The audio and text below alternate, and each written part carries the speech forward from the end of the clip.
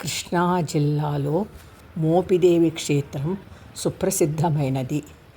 ఇది విజయవాడ నుండి 66 కిలోమీటర్ల దూరంలో కలదు. మోహినీపురమే కాలక్రమేణా మోపిదేవిగా మారింది. ఇదియే శ్రీ వల్లీ దేవసేన సమేత శ్రీ సుబ్రహ్మణ్య స్వామి దేవస్థానం.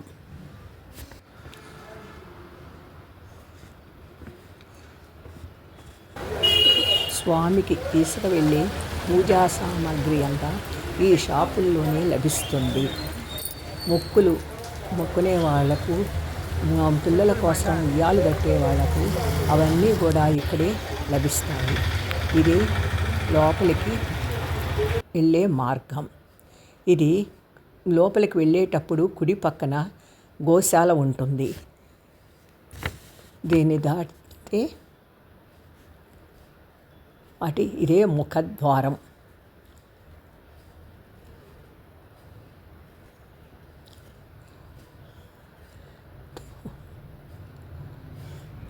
అందుకు ఆ పక్క కనపడేదే గోపురమే శివాలయం.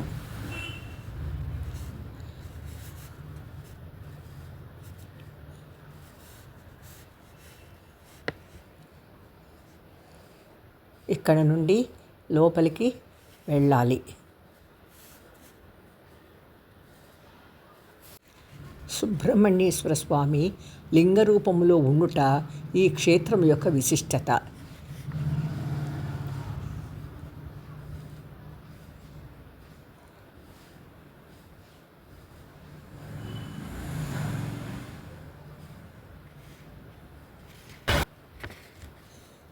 ఈ క్షేత్రానికి పురాణకాలం నాటి చరిత్ర కలదు.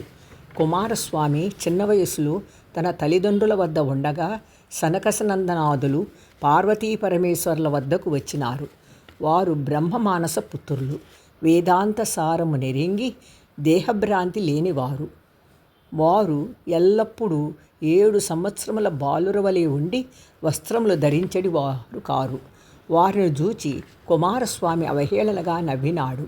పరమేశ్వరుడు వెంటనే అలా నవ్వడం తప్పని బోధించినాడు. కుమారస్వామి మహర్షులను అవహేళన చేయడం తప్పని గ్రహించి మోపిదేవి ప్రాంతంలో ప్రాయశ్చిత్తముకై తపస్సు చేయనారంభించినాడు. కాలం గడిచింది. స్కంద పురాణం ప్రకారం వింధ్య పర్వతం గర్వంతో ఎత్తు ఎదిగి సూర్యమండలాన్ని దాటింది. దానితో సూర్యగతి ఆగిపోయి ప్రకృతి స్తంభించినది. రాబో ప్రమాదాన్ని గ్రహించి బ్రహ్మాది దేవతలు అగస్త్య మహర్షిని ప్రమాదాన్ని తప్పించమని కోరుతారు. అందుకు ముని అంగీకరించి భార్య లోపాముద్ర మరియు శిష్యులు వెంటరాగా దక్షిణ భారతదేశానికి బయలుదేరుతాడు. త్రోవలో వింధ్యుడు అగస్త్యుని రాక విని సాష్టాంగ ప్రణామము చేసి త్రోవనిచ్చాడు. తాను తిరిగి వచ్చే వరకు అలాగే ఉండమని చెప్పి బయలుదేరుతాడు. అలా ప్రయాణిస్తూ కృష్ణానదీ తీరాన ఒక చోట ఆగిపోయినాడు. అచ్చటగల పుట్టలలో ఒక పెద్ద పుట్ట నుండి కళ్ళతో చూడలేనంత వెలుగు కనిపించినది. దివ్య దృష్టితో అచ్చట ఉన్నది సుబ్రహ్మణ్యస్వామిని గ్రహించి స్వామి దర్శన భాగ్యం అందరికీ కలగాలని పడగవలే ఉన్న లింగాన్ని అగస్త్యుడు ప్రతిష్ఠించినాడు. తరువాత పుట్టను త్రవ్వించి లింగాన్ని పైకి తీసి ఆ పుట్ట మీద ప్రతిష్ఠించినాడు. ఇప్పుడే స్వామిని దర్శనం చేసుకొని వస్తున్నాము. లోపల వీడియోలకి అనుమతి లేదు. స్వామి ఇక్కడ పాము చుట్టల మధ్య శివలింగ రూపంలో దర్శనమిస్తాడు. పాము చుట్టల మధ్య ఉన్న శివలింగం ముందు ఒక 2 అంగుళముల రంధ్రం కనిపిస్తుంది. దాని నుండి స్వామి సర్పాకారంలో బయటకు వచ్చి అప్పుడప్పుడు దర్శనమిస్తూ ఉంటాడట. ఇక్కడ పుట్ట ఎక్కడ ఉన్నదంటే స్వామికి వెనక భాగంలో ఉంటున్నది అని చెప్పారు. అందుకని అక్కడికి వెళ్తున్నాము. ఇదే ఆ పుట్ట. పుట్ట మీద నాగశిలలను ప్రతిష్ఠించి ఉన్నారు. వచ్చిన వారందరూ ఆవు పాలు తెచ్చి అక్కడ స్వామికి వస్తూ ఉన్నారు. ఇక్కడకు వచ్చినప్పుడు పుట్ట ఎక్కడుందో తెలుసుకొని ఆ పుట్టను చూచే దర్శన భాగ్యం పొందండి. ఇచ్చట సర్పదోషాలకు గ్రహదోషాలకు ప్రత్యేక పూజలు జరిపెదరు.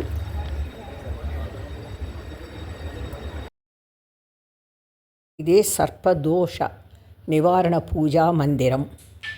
ఇక్కడ నుండి నేరుగా ఇటు వస్తే నాగమల్లి వృక్షము దగ్గరకు అన్నప్రసాదానికి వెళ్ళవచ్చు.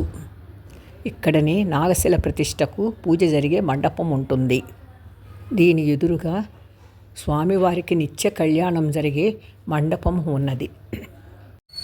నామకరణం, అన్నప్రాసన, చెవులు కుట్టడం, కేశఖండన కార్యక్రమాలు ఇక్కడ జరుపుకుంటారు.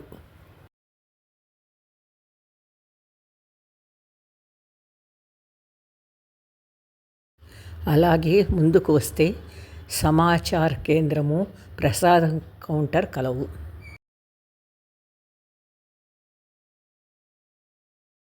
కుడివైపున ఒక దేవతా వృక్షము ఉంటుంది. ఈ వృక్షాన్ని శివలింగ వృక్షము, నాగమల్లి వృక్షము అని అంటారు. శివలింగ వృక్షము శివుని జటాజూటంలో వెంట్రుకల మాదిరి విప్పారినట్లు ఉంటుంది.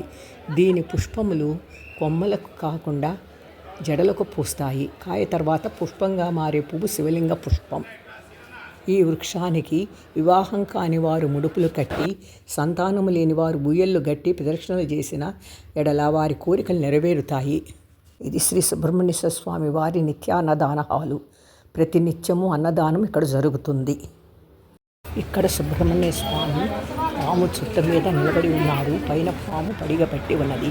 ఇక్కడ అందరూ దీపాలు పెడతారు. ఈ ప్రాంగణంలో ఉచిత టాయిలెట్స్, బాత్రూమ్స్ ఉన్నవి. సుబ్రహ్మణ్యం సుబ్రహ్మణ్యం షణ్ముఖనాథ సుబ్రహ్మణ్యం, హర హర హర హర సుబ్రహ్మణ్యం, శివ శివ శివ శివ సుబ్రహ్మణ్యం. సుబ్రహ్మణ్యం సుబ్రహ్మణ్యం షణ్ముఖనాథ సుబ్రహ్మణ్యం.